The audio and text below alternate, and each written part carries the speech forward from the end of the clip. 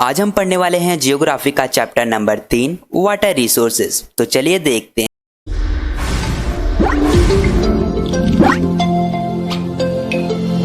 जैसा कि हम पहले से ही जानते हैं, जो हमारा अर्थ का 3/4 हिस्सा है वो पूरा पानी से घिरा हुआ है, जिसमें से 96.5% पूरे संसार का पानी हमारे ओशियन में पाया जाता है और फ्रेश वाटर पाया जाता है 2.5%, जो कि रिवर और लेक में पाया जाता है, और 70% जो साफ पानी है वो आइस शीट्स एंड ग्लेशियर के फॉर्म में पाया जाता है, जिनमें से 30% ग्राउंड वाटर में पाया जाता है, मतलब कि जमीनों के नीचे। दुनिया में जितनी भी बारिश होती है उसका 4% बारिश हमारे इंडिया में होती है, जिसकी रैंक है 133। यह भी माना जाता है कि आने वाले साल 2025 में पानी की किल्लत हो सकती है। बात करते हैं वाटर स्कार्सिटी, यानी कि पानी की कमी या किल्लत। जानते हैं वाटर स्कार्सिटी क्या होती है? A situation when enough water is not available to meet the demand of the people. एक ऐसी सिचुएशन है जिसमें लोग पानी की डिमांड तो कर रहे हैं, लेकिन उतनी मात्रा में पानी अवेलेबल नहीं है। तो वाटर स्कैर्सिटी किस वजह से हो सकती है? Due to the low rainfall, कम बारिश होना, over and excessive uses of water, यानी कि बहुत ज्यादा मात्रा में पानी का यूज करना, unavailability of canals and near by the populated area, मतलब कि जहाँ पे बहुत ज्यादा मात्रा में पॉपुलेशन है लेकिन वहाँ पे कोई कैनाल्स यानी कि नहर नहीं है। Creating of hydro electricity by the help of the water 20 to 25%, यानी कि पानी से ही बिजली पैदा की जा रही है और पानी का 20 to 25% यूज किया जा रहा है।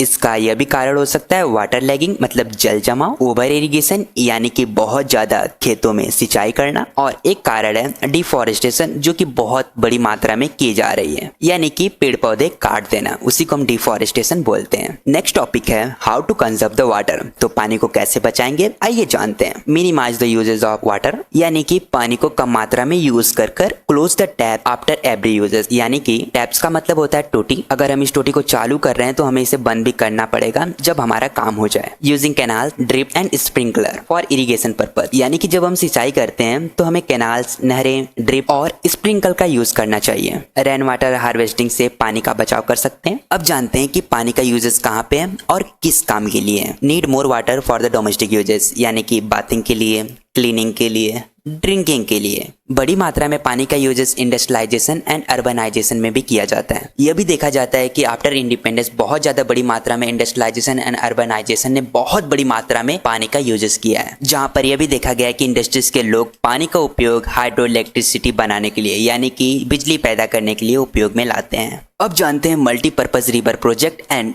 इंटीग्रेटेड वाटर रिसोर्सेज मैनेजमेंट क्या होता है। Hydraulic structure in ancient India. Ancient का मतलब होता है olden times, 1st century BC, Singaverapura near Allahabad. यहाँ पर water harvesting system to use flood water of river Ganga का यूज किया है। During the time of Chandragupta Maurya, dams, lakes and irrigation system were extensively built, यानी कि चंद्रगुप्ता के समय से ही यह परंपरा अभी भी चलती हुई आ रही है। इलाहाबाद तक नहीं बल्कि यह पाया गया है कालिंगा में, part of the Odisha, Nagarjuna Konda which is located in the Andhra Pradesh, Benur which is located in the Karnataka, Kolhapur is the part of the Maharashtra. 11th century में भोपाल लेक को एक बहुत बड़ा लार्जेस्ट लेक घोषित किया गया, और यही बात है 14th सेंचुरी की, तो जो हॉज टैंक है जिसने बनवाया था इल्तुतमिश जी ने। अब जानते हैं डैम्स के बारे में। तो पहले जानते हैं डैम्स क्या होता है। A dam is a barrier across the river that obstruct direct retard the flow of river. Dam एक पानी का रुकावट का काम करता है, जैसे कि फ्लो ऑफ रिवर का रुकावट करना, यानी बैरियर, बांधा का काम करता है। अब जानते हैं डैम्स कैसे मदद करता है पानी का बचाव में। Build to collect river water and rain water, यानी कि बारिश का पानी और नदी का पानी एक जगह इकट्ठा करना। This could be used for the irrigation purpose, जिसको सिंचाई के पर्पज में बहुत ज्यादा यूज किया जाता है। अब जानते हैं डैम्स एज मल्टीपल प्रोजेक्ट क्या होता है, जैसे कि फिश ब्रीडिंग, मतलब मछली पालन, water supply to the domestic and to the industrial, electricity generation यानी कि बिजली का पैदावार, रिक्रिएशन डैम्स एंटरटेनमेंट पर्पस, यानी कि बड़े बड़े बांध बनाए जाते हैं वहाँ पे घूमने के लिए, एंड जो घूमने वाले आते हैं वहाँ पे सब घूम के चले जाते हैं, उसी को बोलते हैं रिक्रिएशन एंटरटेनमेंट पर्पस। सो इसी को हम जानते हैं मल्टीपर्पज प्रोजेक्ट के नाम से।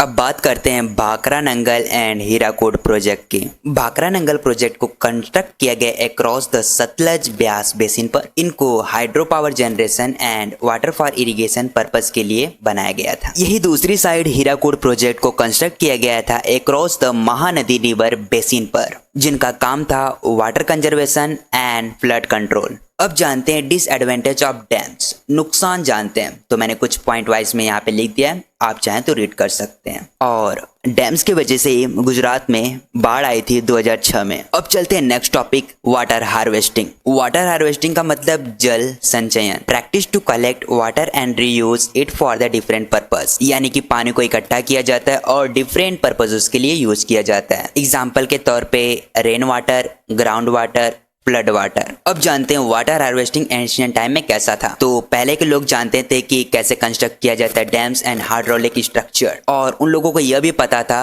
कि सॉइल का टाइप्स क्या है।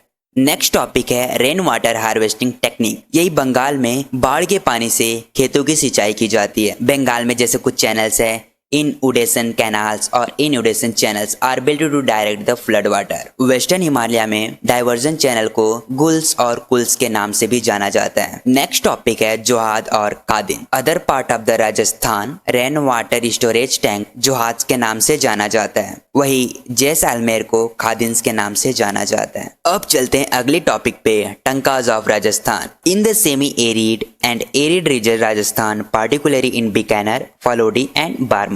टंकाज का यहाँ पे यूज किया जाता है जहाँ पर कुछ हद तक सूखा होता है, जैसे कि राजस्थान। पार्टिकुलरली देखा गया है बीकानेर, फालोडी एंड बार्मर में। इन सब जगहों पर टंकास को जमीन के अंदर लगाया जाता है, जिसमें बारिश का पानी इकट्ठा किया जाता है। और कुछ जगह देखा गया है कि टंकास के ऊपर ही लोग घर बना लेते हैं। इससे क्या होता है कि गर्मियों के दिन यह पानी ठंडा होने की वजह से घर को थोड़ा सा ठंडगी फील होता है, जिससे पीपल लोग अपने को रिलैक्स फील करते हैं। और जब बारिश होती है तो पहला पानी टंकास में नहीं लिया जाता है, क्योंकि यह गंदे पानी होते हैं। और रेन वाटर को राजस्थान में पालर पानी के नाम से भी जाना जाता है। मैं होप कि आपको ये चैप्टर पूरी तरह समझ आया हो। अगर समझ आया हो तो वीडियोस को लाइक करके, चैनल को सब्सक्राइब करके बेल आइकन जरूर दबाइएगा। Thank you.